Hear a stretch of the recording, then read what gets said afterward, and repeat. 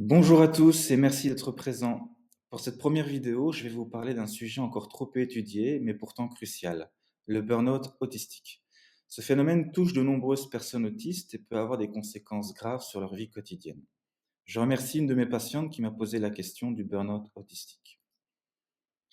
Alors, les adultes autistes présentent un taux élevé de troubles mentaux, bien plus important que la population générale.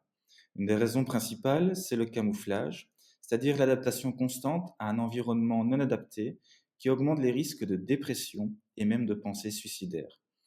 Le burn-out autistique est un état d'épuisement profond causé par un stress chronique et un manque de soutien adapté.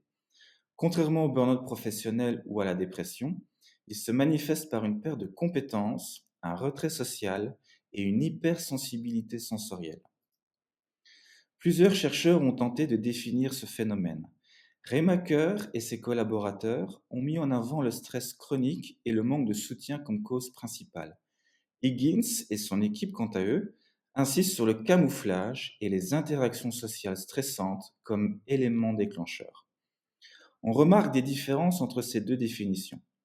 Remaker voit le retrait social comme un moyen de récupération, tandis que Higgins le considère comme un symptôme du burn-out. De plus, la durée du burn-out varie selon les études, ce qui complique son identification. Il est parfois difficile de reconnaître l'arrivée d'un burn-out autistique. Certains signes physiques comme des vertiges, des bouffées de chaleur ou des difficultés à parler peuvent apparaître. Mais pour de nombreuses personnes autistes, la prise de conscience arrive trop tard, ce qui complique la prévention. Il existe deux formes principales de burn-out autistique. Le burn-out chronique, qui dure plusieurs mois et affecte les capacités globales, et le burn-out aigu, qui apparaît après un événement stressant et dure quelques jours. Certaines personnes alternent entre ces deux formes.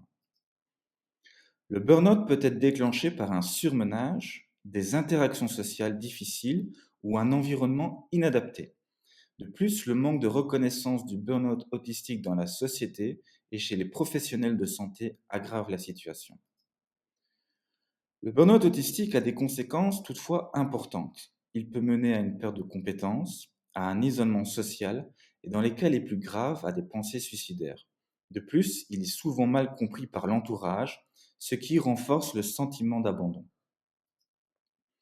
Pour se remettre d'un burn-out, plusieurs stratégies sont possibles. Se reposer, éviter les stimuli sensoriels, adopter une routine stable et dans certains cas s'isoler temporairement. Mais la récupération peut être longue et parfois incomplète. Pour prévenir le burn-out, il est essentiel d'aménager l'environnement et de limiter le camouflage. Il faut aussi sensibiliser les professionnels de santé pour qu'ils reconnaissent ce phénomène et proposent un accompagnement adapté. Voilà, j'espère que le concept est un peu plus clair. Si vous souhaitez d'autres informations ou que je réponde à d'autres questions, n'hésitez pas à vous connecter à mes réseaux sociaux. À bientôt.